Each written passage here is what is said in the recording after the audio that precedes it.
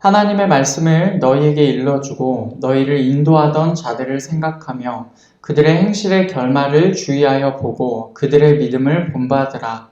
예수 그리스도는 어제나 오늘이나 영원토록 동일하시니라.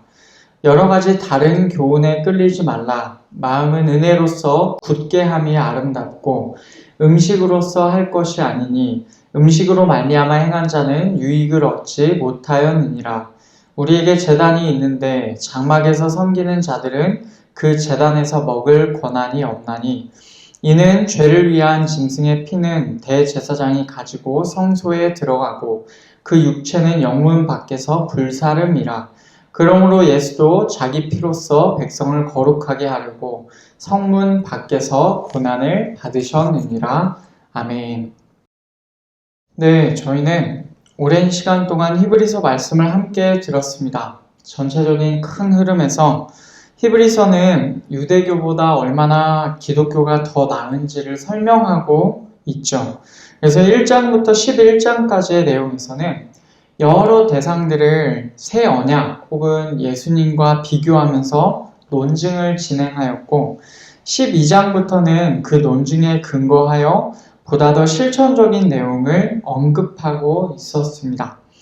오늘 우리가 함께 들을 말씀은 히브리서 13장 7절부터 12절까지의 말씀인데 13장은요 12장의 마지막 부분을 이어받아서 내용이 전개되고 있습니다. 히브리서 기자가 12장을 마무리하면서 경외심과 두려움으로 하나님을 기쁘시게 섬겨라 라고 권하였죠.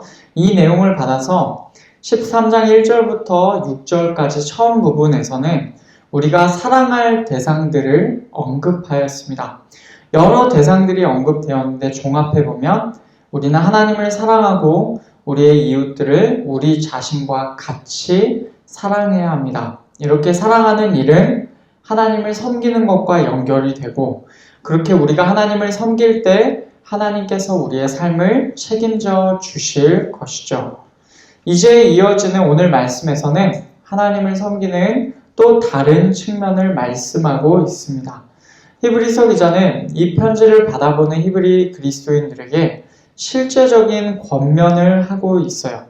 그들이 처한 상황에서 어떻게 하면 하나님을 기쁘시게 섬길 수 있을지를 말씀합니다. 지난주 말씀이 사랑의 측면, 이웃사랑, 하나님 사랑이라고 한다면 오늘 말씀은 믿음의 측면입니다. 오늘 말씀을 통하여서 우리에게 주시는 하나님 말씀 함께 듣고자 합니다.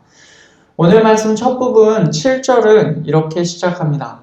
하나님의 말씀을 너희에게 일러주고 너희를 인도하던 자들을 생각하며 그들의 행실의 결말을 주의하여 보고 그들의 믿음을 본받으라. 아멘. 7절에서 히브리서 기자는 이 편지를 받아보는 자들이 쉽게 떠올릴 수 있는 사람들을 언급합니다. 그 사람들은 누구냐면 히브리 그리스도인들을 인도하는 자들, 이끄는 자들을 말해요. 이들은 히브리인들에게 하나님 말씀을 말해줌으로써 그들을 이끌어 주었죠. 즉, 그 사람들이 히브리인들을 이끌어 왔다는 말은 하나님의 말씀을 가르치고 깨닫게 해주면서 그들의 신앙을 이끌어 왔다는 의미입니다. 영적 지도자예요.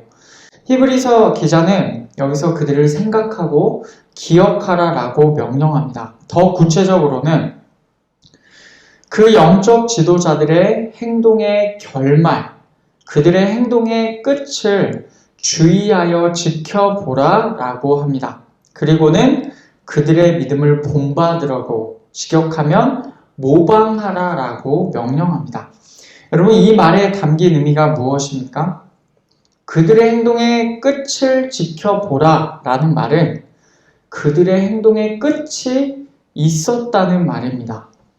이 영적 지도자들은 믿음을 지키면서 그 행동을 유지하다가 죽음을 맞이한 것으로 보입니다. 바꿔서 말하면 그들은 죽을 때까지 믿음을 잘 지키고 이 땅을 떠났죠. 히브리서 기자는 그들의 믿음을 모방하라 라고 명령합니다. 이 말씀 다음에 나오는 내용이 8절에 나와요. 예수 그리스도는 어제나 오늘이나 영원토록 동일하시니라. 아멘. 어제나 오늘이나 영원토록 같으신 분이 예수님이시다라는 말이죠. 그런데 이 내용이 왜 갑자기 나왔을까요?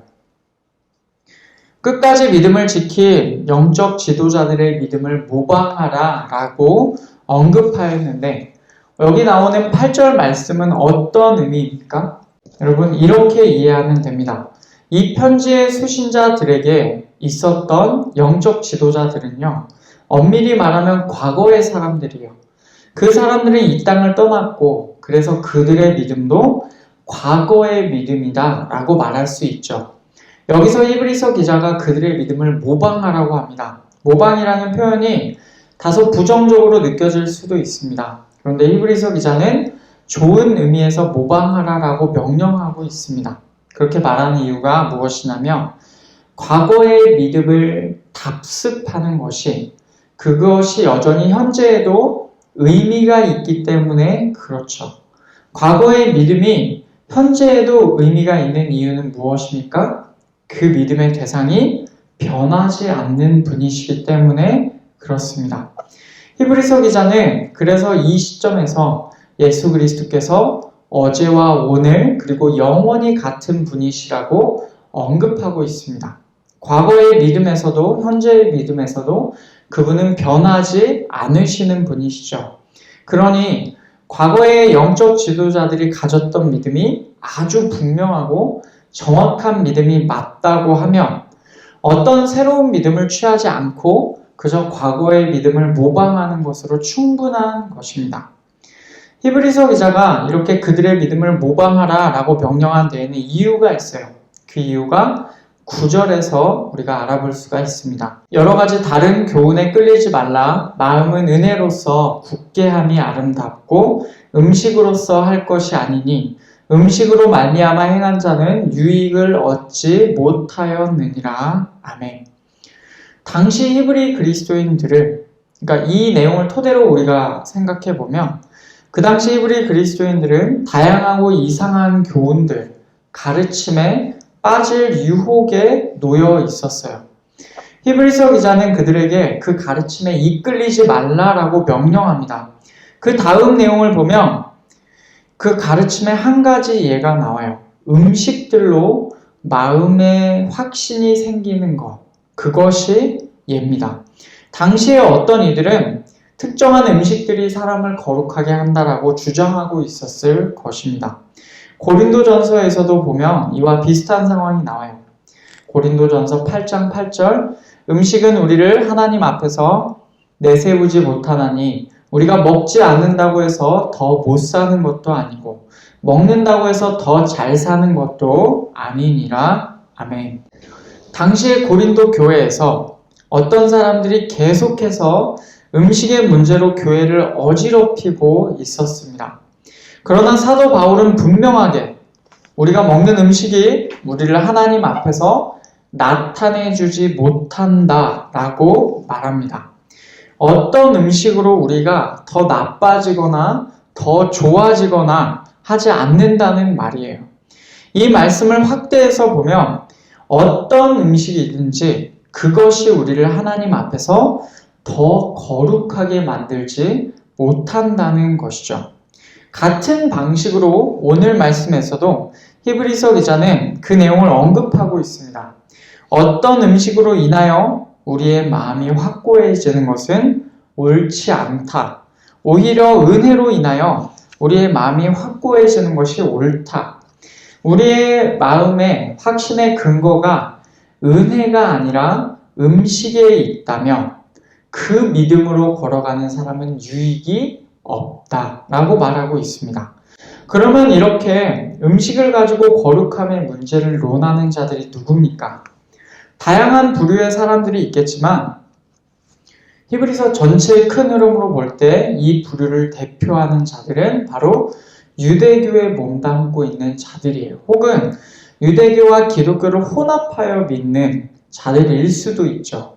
아마도 그들은 여전히 음식법을 가지고 거룩함에 이른다라고 주장하면서 히브리 그리스도인들을 이상한 가르침으로 꿰고 있었을 것입니다. 이런 상황에서 히브리서 기자는 한 번 더 율법과 새 언약을 대조하기 시작합니다. 제사 음식의 차원에서 그 대조를 진행하는데 그 내용이 10절부터 나옵니다. 우리에게 제단이 있는데 장막에서 섬기는 자들은 그 제단에서 먹을 권한이 없나니. 아멘. 우리는 제단을 가지고 있다 라고 말하죠. 여기서 말하는 우리는 그 다음에 나오는 장막에서 섬기는 자들과 대조되는 부류입니다. 우리는 새 언약 안에 있는 자들이고 장막에서 섬기는 자들은 유대교에 있는 속한 자들이에요. 우리에게는 제단이 있는데 사실은 장막에서 섬기는 자들에게도 제단이 있어요. 우리에게 있는 제단은 무엇입니까? 말하자면 새 언약의 제단이라고 할 수 있겠죠. 장막에서 섬기는 자들에게 있는 제단은 옛 언약의 제단이다 라고 말할 수가 있어요. 옛 언약의 제단이 있는 장막에 섬기는 자들이 누굽니까? 대표적으로는 제사장들이라 우리가 말할 수가 있죠. 여기서 히브리서 기자가 말하는 요점은 옛 언약의 제사장들은 제단에서 먹을 권한이 없다라는 것이죠. 이 말의 의미를 우리가 알아보려면 레위기에 나오는 제사법을 좀 알아야 합니다. 구약의 5대 제사는 번제, 소제, 화목제, 속죄제, 속건제입니다. 이 중에서 제사 음식을 먹을 수 있는 제사가 있고 먹을 수 없는 제사가 있어요. 제사 음식을 먹을 수 있는 대표적인 제사는 화목제입니다. 화목제는 그 제물의 일부분을 제사장의 소득으로 하나님께 바친 후에 나머지 부분에 관하여서 제물을 가져온 사람이 먹을 수가 있었어요. 당연히 제사장도 화목제의 일부를 먹을 수 있는 권리가 있겠죠. 그런데 오늘 히브리서 말씀에서 언급하는 것처럼 제사장이 제사 음식을 먹을 수 없는 경우가 있습니다. 여러 가지 경우가 있죠. 그런데 오늘 말씀에서는 11절을 보면 그 제사를 특정하면서 범위를 좁힙니다. 이는 죄를 위한 짐승의 피는 대제사장이 가지고 성소에 들어가고 그 육체는 영문 밖에서 불사름이라. 아멘. 여기서 말하는 죄를 위한 짐승의 피, 이것은 죄를 위한 제사, 즉 속죄의 제사의 배경을 두고 있습니다. 그러니 여기서 초점을 맞추어야 할 제사는 무엇입니까? 대제사장이 피를 가지고 성소에 들어가는 속죄제를 의미합니다. 레위기 4장을 보면 크게 속죄제를 드리는 네 부류가 나옵니다. 제사장의 속죄제, 이스라엘 온 회중의 속죄제, 족장의 속죄제, 평민의 속죄제, 신분으로 구별을 하죠. 네 부류의 속죄제는 또 두 종류로 나뉘어요. 제사장이 음식을 먹을 수 없는 속죄제와 제사장이 반드시 그 음식을 먹어야 하는 속죄제입니다. 족장과 평민의 경우에는 제사장이 그 음식을 먹을 수 있어요. 그리고 반드시 먹어야 합니다. 그러나 제사장과 이스라엘 온 회중의 속죄제의 경우에는 상대적으로 신분의 무게가 있죠. 그런 경우에는 제사장이라 할지라도 그 제물을 먹어서는 안 되고 사실 먹을 수 있는 남은 제물도 없습니다. 그러면 한번 생각해 보시죠. 족장과 평민의 속죄제, 그리고 제사장과 이스라엘 온 회중의 속죄제, 이 두 부류의 차이가 무엇입니까? 그 레위기 6장 29절 30절에 보면 거기에 이렇게 나옵니다. 제사장이 남자는 모두 그것을 먹을지니 그것은 지극히 거룩하니라. 그러나 피를 가지고 회막에 들어가 성소에서 속죄하게 한 속죄제 제물의 고기는 먹지 못할지니 불사를 지니라. 아멘. 이 둘의 차이가 무엇입니까? 그 제물을 잡고 그 피의 처리를 성소에 들어가서 하는지 그것에 따라 달려있는 거예요. 족장과 평민의 속죄제는요, 피 처리를 번제단, 성막들에 있는 번제단에서 피 처리를 합니다. 그러나 신분의 무게가 있는 제사장과 온 이스라엘 회중의 경우에 그 속죄제에서는 그 피를 가지고 성소 안까지 들어가서 피 처리를 합니다. 번제단에서도 피 처리를 해요. 근데 성소 안에서도 피 처리를 합니다. 전자의 경우에는 제사장들 모두가 그 남은 고기를 먹어야 했습니다. 번제단에서 피 처리를 한 경우에는 그 남은 고기를 먹어야 했어요. 그러나 후자의 경우, 피를 가지고 성소에까지 들어간 경우에는 반드시 불살라야만 했습니다. 그것도 진영 밖으로 남은 고기를 전부 다 가지고 나가서 진영 밖에서 불태워야 했어요. 제사장의 속죄제를 말하고 있는 레위기 4장 11절 12절을 보면 그 내용이 나옵니다. 그 송아지의 가죽과 그 모든 고기와 그것의 머리와 정강이와 내장과 똥 곧 그 송아지의 전체를 진영 바깥 재 버리는 곳인 정결한 곳으로 가져다가 불로 나무 위에서 사르되 곧 재 버리는 곳에서 불사를 지니라. 아멘.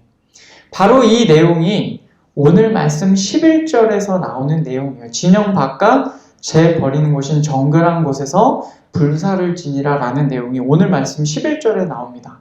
이는 죄를 위한 짐승의 피는 대제사장이 가지고 성소에 들어가고 그 육체는 영문 밖에서 불사름이라. 아멘. 결국 이 속죄제에서 제사장이 먹을 권한은 어디에도 없어요. 일반적인 속죄제에서도 그렇죠. 그런데 특별한 날에 드리는 훨씬 더 무게 있는 속죄제에서는 더 그러합니다. 레위기 16장을 보면 속죄일의 속죄제 그것이 나오죠. 이것은 1년에 한 번 드리는 아주 무거운 속죄제입니다. 그 피를 지성소까지 가지고 가서 지성소에서 피 처리를 하는 아주 중요한 속죄제죠. 이때 여기를 보면 이렇게 나옵니다. 8절부터 10절까지 내용에서 두 염소를 위하여 제비 뽑되 한 제비는 여호와를 위하고 한 제비는 아사셀을 위하여 할지며 아론은 여호와를 위하여 제비 뽑은 염소를 속죄제로 드리고 아사셀을 위하여 제비 뽑은 염소는 산채로 여호와 앞에 두었다가 그것으로 속죄하고 아사셀을 위하여 광야로 보낼지니라. 아멘. 이렇게 속죄일의 속죄제에서는 이스라엘 자손의 회중을 위하여 순염소 2마리를 드리게 됩니다. 제비 뽑아서 그 중에 한 마리는 속죄제로 드려야 하고 다른 한 마리는 산채로 광야로 보내야 하죠. 이 제사에서도 속죄제로 드리는 그 한 마리 숫염소의 그 제물의 남은 부위는 진영 밖에서 다 태워야 합니다. 그리고 나머지 한 마리도 진영 바깥 광야로 보내야 합니다. 산채로. 그러니까 여기서도 제사장이 먹을 수 있는 음식은 하나도 없어요. 여러분 이 내용이 갑자기 왜 나왔으며 이것이 무엇을 말합니까? 이것은 이 내용을 말해주고 있습니다. 죄를 제거하며 그래서 거룩하게 되었다라고 선포되는, 그러니까 정말로 중요한 제사에 있어서는 제사장이 그 제물을 먹을 권한이 전혀 없다는 것을 의미합니다. 그러니까 죄를 제거해서 거룩하게 된다라는 선포가 있게 되는 정말 중요한 제사에 있어서는 제사장이 그 음식을 먹을 수가 없다라는 걸 얘기하고 있어요. 다시 오늘 말씀 10절을 보면 우리에게 제단이 있는데 장막에서 섬기는 자들은 그 제단에서 먹을 권한이 없나니. 아멘. 장막에서 섬기는 자들, 다시 말하면 옛 언약의 제사장들은 그들이 절차를 위반하지 않고 절차대로 제사를 진행하였다라고 한다면 그들이 먹을 수 있는 것이 아무것도 남아있지 않아요. 제단에서 먹을 권한이 아무것도 없다는 것입니다. 그런데도 그 제사를 치르고 나면 거룩하게 되었다는 선언이 있죠. 그러니 음식을 먹어서 거룩하게 된다는 것은 거짓말이다라는 것을 여기서 논증하고 있는 것입니다. 더 나아가서 이렇게 옛 언약에 머물러 있는 자들이 새 언약의 제단에는 참여할 수가 있겠습니까? 이들은 예수 그리스도의 은혜를 부정하는 자들로서 당연히 새 언약의 제단에 참여할 수가 없습니다. 그러니 새 언약 기독교에서도 그들은 먹을 자격이 없는 거예요. 다시 말하면 옛 언약의 제단에서도 새 언약의 제단에서도 그 제사장들, 옛 언약의 제사장들은 먹을 권한이 아무것도 없는 것입니다. 그러면 새 언약의 경우는 어떻습니까? 음식들로 거룩하게 되는 것이 아니라면 새 언약에서는 어떻게 거룩하게 됩니까? 그 내용이 13장 12절에서 나옵니다. 그러므로 예수도 자기 피로써 백성을 거룩하게 하려고 성문 밖에서 고난을 받으셨느니라. 아멘. 히브리서 기자는 예수님께서 당신의 피를 통하여 백성을 거룩하게 하신다라고 선언하죠.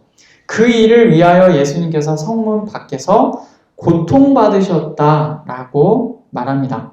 예수님께서 성문 밖에서 고통받으셨다라는 표현에 깊은 의미가 담겨 있어요. 예수님께서 못 박히신 장소를 요한복음 19장에서 이렇게 설명합니다. 이에 예수를 십자가에 못 박도록 그들에게 넘겨주니라. 그들이 예수를 맡음에 예수께서 자기의 십자가를 지시고 해골, 히브리 말로 골고다라 하는 곳에 나가시니 그들이 거기서 예수를 십자가에 못 박을세 다른 두 사람도 그와 함께 좌우편에 못 박으니 예수는 가운데에 있더라. 빌라도가 패를 써서 십자가 위에 붙이니 나사렛 예수 유대인의 왕이라 기록되었더라. 예수께서 못 박히신 곳이 성에서 가까운 고로 많은 유대인이 이 패를 읽는데 히브리와 로마와 헬라 말로 기록되었더라. 아멘. 당시 관정 안에 있는 빌라도에 의해서 예수님께서 십자가에 못 박히도록 넘겨지셨어요. 이 관정은 예루살렘 성 안에 있었습니다.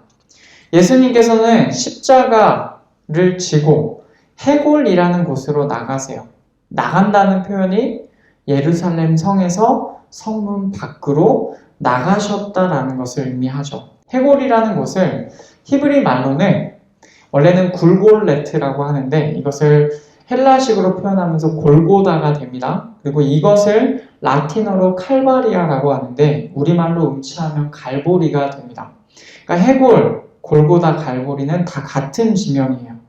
이곳에서 예수님께서 십자가에 못 박히셨는데 예루살렘 성에서 가까웠어요. 가까웠다라는 말은 예루살렘 성과는 멀지는 않지만 떨어져 있다라는 말이고 예루살렘 성 밖이라라는 의미입니다. 예수님께서 이렇게 예루살렘 성 밖에서 고통을 받으셨고 죽임 당하셨습니다.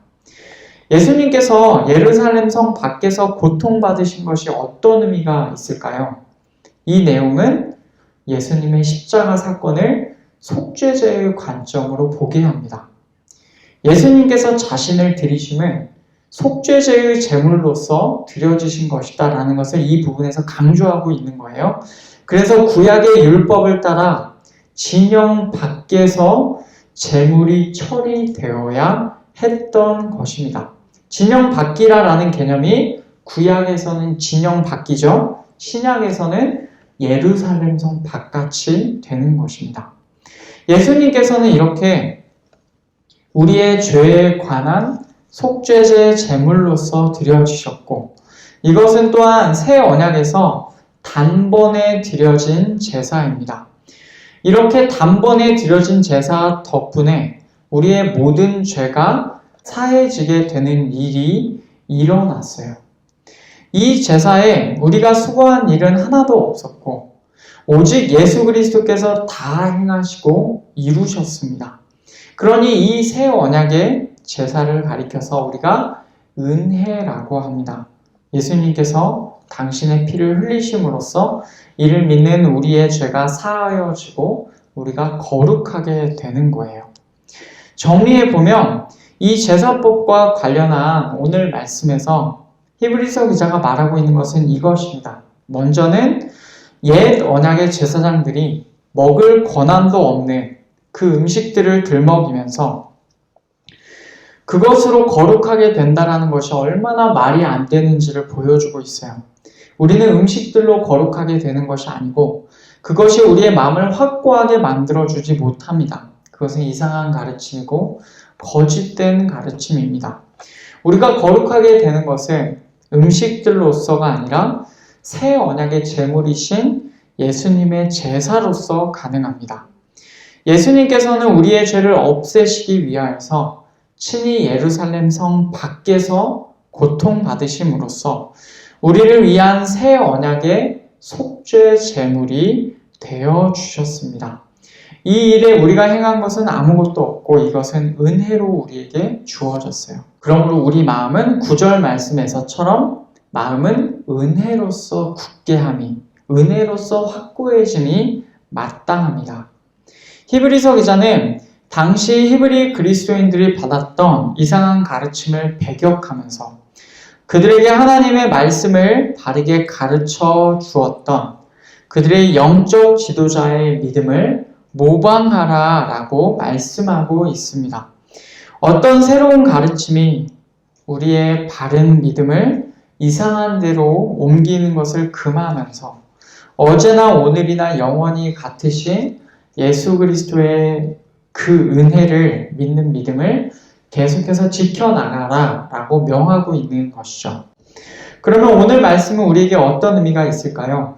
이 시대에도 우리 주변에 여전히 다양하고 이상한 가르침들이 많이 있습니다. 히브리서 당시에는 다른 어떤 음식들로서 우리가 거룩함에 이를 수 있다라는 믿음이 있었다고 한다면 이 시대에도 그와 비슷한 이상한 가르침들이 다양하게 존재합니다. 우리의 구원자가 사실은 어떤 다른 대상이다라고 가르친다든지 어떤 특별한 행위를 통하여서 거룩함에 이른다라고 가르치든지 떠오르는 다양한 경우가 있겠죠. 그런데 우리의 거룩함을 오직 예루살렘 성문 밖, 골고다, 갈보리 그곳에서 고통을 받으신 예수 그리스도의 제사로부터 나옵니다. 그 새 언약의 제사, 그 속죄 제사가 우리로 하여금 거룩함에 이르게 하고 우리가 구원받게 합니다. 이 일에 우리가 행한 것은 아무것도 없죠. 그래서 은혜라고 부릅니다. 우리는 우리가 받은 이 은혜의 의미를 깊이 기억해야 합니다. 우리의 구원은 예수 그리스도의 십자가를 믿는 것으로 충분합니다. 그 길 외에 다른 길이 없으며 오직 그것으로만 우리의 믿음이 확고해져야, 우리의 마음이 확고해져야 합니다. 이 길 외에 다른 길을 택했던 사람들, 예를 들면 유대교회에 머무른 자들은 새 언약의 제단에 참여할 수가 없어요. 그들은 거룩해질 수도 없고 구원받을 수도 없습니다. 그러니 이 시대에도 우리의 마음을 굳게 하여 은혜 안에 계속해서 머무르는 우리가 되어야 할 것입니다. 그 은혜 안에 머무는 방법, 구체적인 방법이 무엇입니까? 우리에게 바른 믿음을 전해준 영적 지도자들, 우리 선배들의 믿음을 모방하는 것입니다. 다른 어떤 새로운 것이 아니라 바른 믿음을 모방하는 것이 우리에게 필요해요. 왜냐하면 과거 우리의 선배들이 믿었던 예수 그리스도께서는 어제나 오늘이나 영원히 변하지 않으시고 같은 분이시기 때문입니다. 말씀을 맺겠습니다. 오늘 말씀은 히브리 그리스도인들에게 있었던 영적 지도자들의 믿음을 모방할 것을 말씀하고 있습니다. 아울러 우리의 거룩함이 어떤 방식으로 나는지를 설명하면서 우리의 마음을 예수 그리스도의 믿음으로, 예수 그리스도의 은혜를 믿음으로 말미암아 확고하게 될 것, 이것을 권면하고 있죠. 우리의 죄를 없이 하기 위하여서 진영 밖으로 나가신 그분, 친히 자신을 속죄 제물로 드리신 그분, 우리의 유일한 구속주 되시는 예수 그리스도와 그분의 은혜를 믿기를 원합니다. 그 믿음 안에 우리의 선배들이 가졌던 그 똑같은 믿음 안에 계속해서 거하면서 마음이 확고해지는 우리 모든 성도들이 되시기를 간절히 축복합니다.